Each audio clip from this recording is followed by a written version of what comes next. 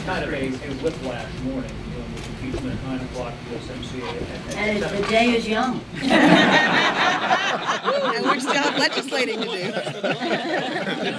Understand that. Yes, ma'am.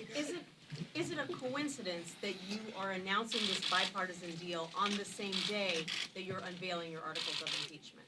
No, it's not a coincidence. It's just as we get to the end of a session, there have to be some decisions made.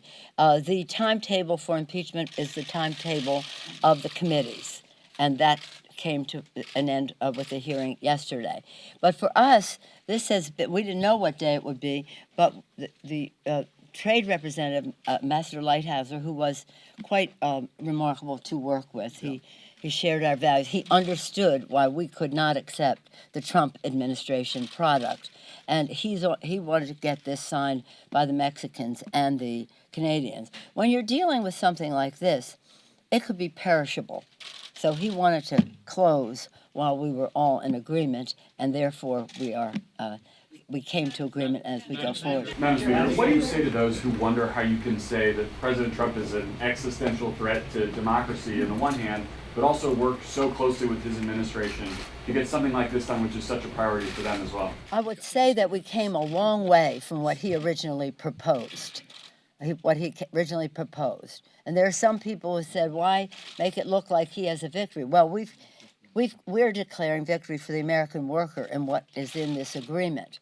But we would never, not any one of us is important enough for us to hold up a trade agreement that is important for American workers because of any collateral benefit that might accrue to any one of us. Yeah, I remind you, this is a hemispheric trade agreement. Mm-hmm. That's how important this is.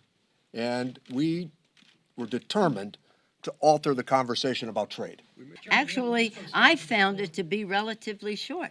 Perhaps you haven't been around here when we have had major battles on trade. Remember NAFTA 1? Oh my God, that was something so intense, heated, and long. This was really quite easy compared to that. And as the chairman said, this can be, what we wanted was not only to inch our way to a place that we wanted to take it to another place where it could be a template for future trade agreements, that a standard was set in terms of workers and how we respect our own legislative process here, as well as how we say that whatever you want to say, there is a direct connection between trade and the environment. You cannot separate them.